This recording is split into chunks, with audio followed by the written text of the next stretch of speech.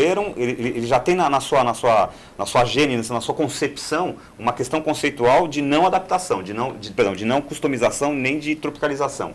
Ele já foi concebido de uma maneira a funcionar adaptativamente. Exatamente. Por exemplo, vamos te citar um exemplo. A gente tem já dentro do sistema toda uma estrutura para que ele identifique, por exemplo, os colaboradores, né, de cada país diferentemente e aplique as regras, mas todos eles dentro de uma única instalação, dentro de uma base de dados consolidada. Então, o sistema ele se adaptaria e trabalharia essa parametrização seguindo um nível hierárquico de legislação estabelecida para cada país, sem que a gente precise, como algumas empresas têm adotado, montar uma nova instalação, uma nova base de dados e aí futuramente trabalhar com uma integração, na verdade, para consolidar dados. Aliás, você tocou numa palavra que eu queria fazer uma pergunta para vocês, que é exatamente a questão da consolidação dos dados, porque no fundo o que interessa para o gestor, digamos, né? Você pega um diretor internacional de recursos humanos, a presidência de uma empresa, etc e tal, o que eles estão querendo, na verdade, são os dados.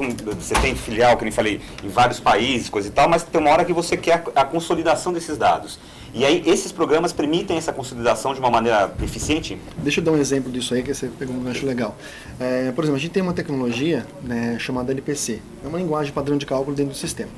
Então, na verdade, o que acontece? Essa LPC, ela, por exemplo, os clientes trabalham com a parte de verbas. O que são verbas? São aqueles eventos que são colocados no limite do funcionário durante o mês.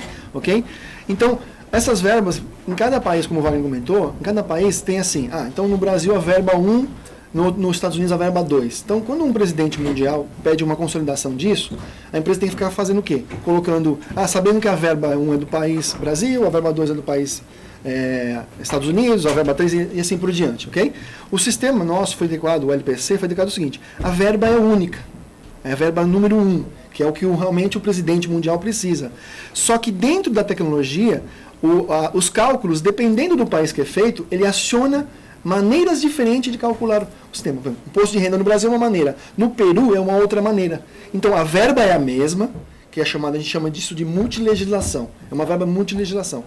Só que dependendo do país, que nem o Wagner comentou, ela é tratada de uma maneira diferente. Então, a verba única é por exemplo, imposto de renda. Então, a qualquer momento que um presidente mundial, essa consolidação que você falou, ele pode puxar essa verba e falar assim, está aqui, o valor do meu mundo, né, de imposto de renda é esse aqui. O valor global é esse daqui. E aí ele pode ter também isso por cada país. Aí ele tem aí relatórios, aí tem uma espécie de ponderação, seria isso? Uma espécie de... O sistema faz ponderações para dar peso? Na verdade, o que acontece é que quando você pega um sistema tropicalizado, acontece que, vamos pegar o exemplo do Júlio, a questão do salário. Você tem um salário, uma entidade chamada salário, que ela é calculada num país, você tem uma outra entidade, e às vezes são códigos diferentes, ou seja, elas estão em lugares diferentes. Quando você precisa consolidar, aí você, de alguma forma, tem que montar um relacionamento entre uma coisa e outra para que seja consolidado. Na tecnologia que a gente tem desenvolvido na PData, por natureza, essas duas informações elas já são únicas, então elas já estão consolidadas. No momento em que é feito o cálculo, ou seja, que é gerado o valor relativo àquela entidade, aí sim ele é aplicado a regra para que seja gerado o valor diferentemente. Mas eu já sei exatamente essa relação de esse salário bate com esse salário. Ou seja, por exemplo, falando um pouco de recursos humanos, um cargo, se quisesse saber uma média salarial, por exemplo, de todos os analistas de sistemas de várias filiais no mundo, como a gente tem essa tabela de cargos, uma tradução, na verdade, dela por país, a informação de quem é o analista de sistemas, ela já é unificada. Então, quando eu peço essa informação, eu vou pedir e o sistema já vai me dar indexada. E aí sim, aplicando a questão da ponderação, ela entraria para ajustar numa base única. Ou seja, eu quero, por exemplo, tudo em dólar, ou tudo em uma outra moeda. A vantagem disso, o que o Wagner falou, é o seguinte, não tem uma ação de alguém ter que fazer uma tratativa para te dar esse resultado. A qualquer momento esse resultado pode ser feito pelo presidente. Ele pode chegar lá no sistema Global Antares da PData, clicar e pegar essa informação em demand, na hora, entendeu? Agora eu quero fazer uma pergunta capciosa para vocês, que é o seguinte: a gente está falando aqui de sistemas, né, de tecnologia de informação, e a tecnologia da informação, no meu entender, pelo menos, ela já está em seu bojo, digamos, a padronização, né? E aí eu pergunto para vocês o seguinte: pessoas são únicas, né? Cada ser humano é único, e as empresas hoje estão preocupadas com questões aí complexas, que são questões de retenção de talentos, né? Identificação do potencial de cada funcionário. Digamos assim, tem questões que aparentemente não se envolvem tanto nesse ponto da padronização, da tecnologia. Então a pergunta que eu faço para vocês é o seguinte: sistemas, tecnologias, eles podem ajudar de alguma maneira o gestor de recursos humanos a fazer a gestão de talentos para a empresa? Existe uma ligação, ou a tecnologia da informação, o sistema, ajuda apenas a parte prática, a parte operacional, a parte burocrática da história? Então, deixa eu te falar um exemplo disso, por exemplo, na parte de recrutamento e seleção. Vou dar um exemplo em relação a isso. Antigamente as empresas faziam um processo seletivo e essa informação tinha que ser feita. Chegava pilhas e pilhas de currículo, né? Pegava uma pessoa lá, lendo currículo por currículo e fazendo uma informação. Então o processo de recrutamento era muito mais moroso, existia isso. Nesse gancho que você falou, na verdade a tecnologia ela veio para o quê? Facilitar e deixar o gestor ser um cara que pensa. Não um cara operacional, um cara que tenha que pôr a mão na massa, entre aspas, né? Então, hoje com a tecnologia, ela ajuda no sentido de ser mais ágil. Então é muito mais ágil a informação. A informação vem muito mais rápido para o gestor. E a decisão, como hoje é muito no mundo, tem que ser muito rápida. Então a tecnologia veio para deixar o gestor muito mais munido de informações para estar fazendo uma decisão correta dentro da empresa. Ou seja, na verdade a gente está falando o seguinte: a tecnologia está sim, cuidando de questões operacionais, de questões burocráticas, e deixando o gestor com mais tempo livre para pensar no famoso RH estratégico. Agora eu pergunto para vocês: o gestor de RH consegue lidar bem com essa tecnologia? Então, a gente tem aí uma brincadeira que parece que tem os antigos dinossauros, né? no DP, né? Nem é RH, é DP ainda, né?